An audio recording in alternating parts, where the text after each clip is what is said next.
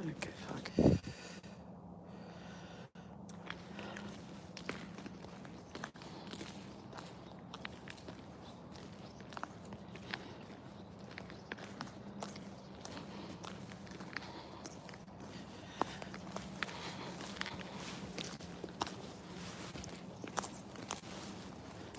So I'm out here later than usual. I'm working from home. I have already worked. I woke up at around 5 instead of 4. I have corrected papers. I have updated the roll call. When students are absent on a day that the teachers aren't at school and they give them activities to do, if they don't hand in the activities, they're marked absent. That should be a given, right? You're given activities to do because the teachers aren't at school. Your activities are going to be the ruler that we're going to use to measure whether you deserve a presence or not. But I feel that with a lot of students, when it comes to English and Spanish, and those are the two subjects that I teach, it feels that people have, I'm going to throw a wild dab in the dark here because I'm not 100% sure that this is the case, but I feel like people are like, it's just Spanish. It's just English. I'm not going to do it. I'm going to do the history assignment. I'm going to do the science, right? Biology or chemistry or whatever I have going. I'm just not going to do the Spanish. It's just Spanish. Or, English. I speak English, so I'm good to go. What people don't understand, and I think I'm going to be very honest about this here too. As an English teacher, I was also very surprised to know that students are not to be given credit for being somewhat fluent in the language. Here's the thing, going, what? Yeah, they're not. They're learning English as a language.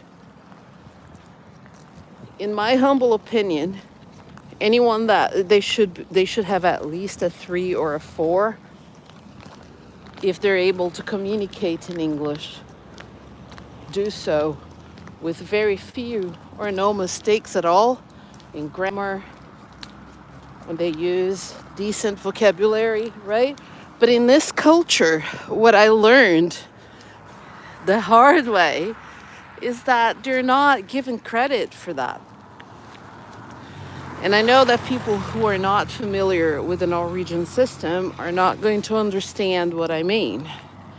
And what I mean is, we have to test our students, not only in academic writing and in their ability to articulate thoughts and opinions. We have to know how much they know about American history, American literature, British history, British literature, geography, what's happening in the English-speaking world. They need to be able to discuss politics, the economy in English-speaking countries, English as a lingua franca. So it goes way further than writing a decent text, which I'm going to say, I don't want to get in trouble because I don't have 100% freedom of action and expression in Norway, although technically I should. So I'm not going to say too much, but I'm going to say most students in general I'm not talking about specific students or my students. Most students in Norway are able to write in either decent or halfway decent text in English as a foreign language that it is, because English is not a second language here. I know people are like, English is a second. No, it is not. It is a foreign language here. It is not an official language in Norway. You're able to write a decent or halfway decent text. That would be like a C, maybe a D, right? In the grand scheme of things. But they're not giving credit for that. If they don't know what's happening in the English speaking world right now, if they don't know basic American history, literature, politics, the economy, if they don't know that, they're still not, even if they write with perfect grammar and with decent vocabulary, they're not going to get more than a D on an assignment.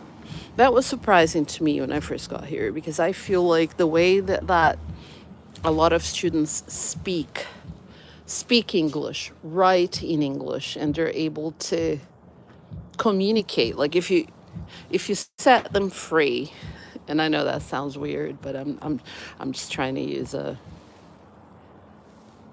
I'm just trying to put it in a colorful way. If you set them free in an English speaking country, they'll be able to communicate without any problems.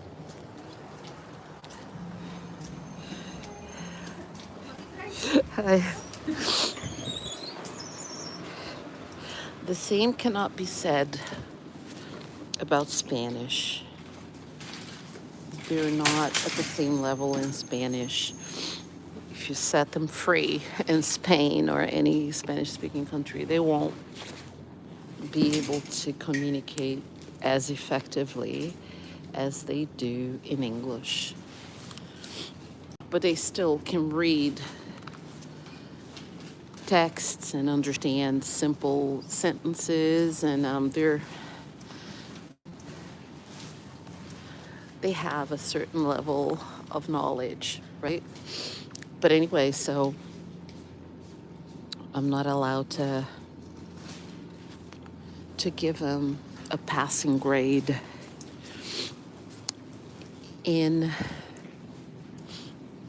English, just based off of how well they write and communicate in English. And I think that's sad. I think they should be given credit for that. But I'm working for a government school, a public school, and I follow orders. So, yeah.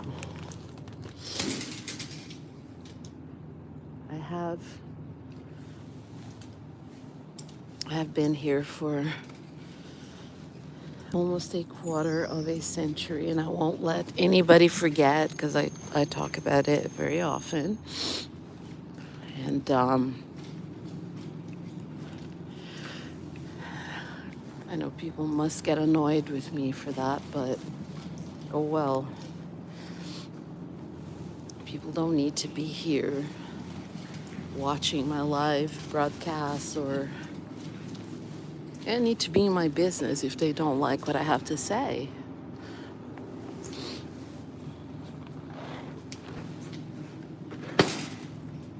So yeah, today is my home office day. I've already sat at home since early this morning, graded texts and tests,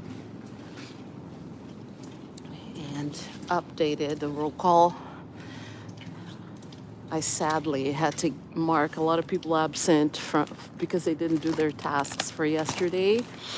I'm probably gonna catch some backlash for that.